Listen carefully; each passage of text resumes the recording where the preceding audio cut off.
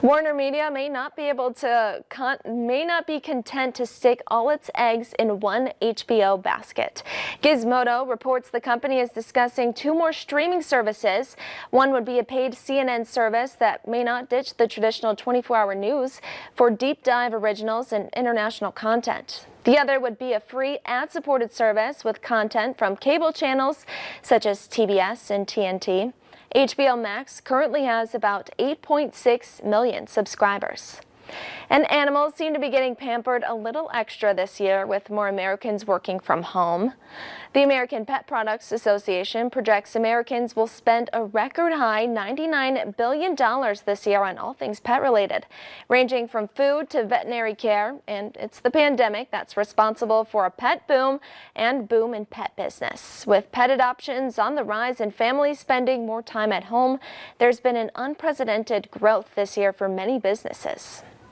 And there's a fast-growing school sport you may not have thought of, and it's thriving in spite of the ongoing pandemic. Nichelle Medina caught up with a team of students who are using mountain biking to conquer challenges on and off the trails. When high school junior Isabella Marquez fell off her mountain bike and broke her elbow, she couldn't wait to get right back on again. Once you fall in love with something, you don't want to fall out of it. She's part of her school's 50-member mountain biking team in Chula Vista, California, and there's a growing wait list. Look through the turn. The National Interscholastic Cycling Association, or NICA, says student participation in mountain biking is up 12% this year in spite of the pandemic, with 31 leagues in 30 states. A lot of people across the country want to see this, and so we're just seeing explosive growth. A typical race weekend turns into a giant social event for students and their families. This year, leagues have had to modify, holding time trials without spectators. But riders are still getting out on their bikes. On the actual trails, you can social distance a lot too. If you're passing people, usually it's just for a second or two.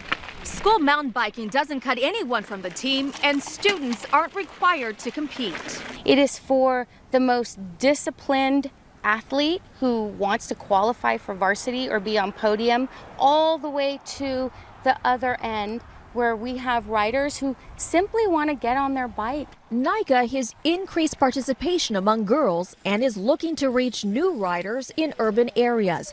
Organizers say you don't need an expensive bike, and there's help from local scholarships and corporate sponsors like Trek. We want to make sure that mountain biking is accessible to the widest range of people as possible. Coaches say it's about building life skills like tenacity and self-confidence that riders will carry with them long after high school. Nichelle Medina, CBS News, Chula Vista, California.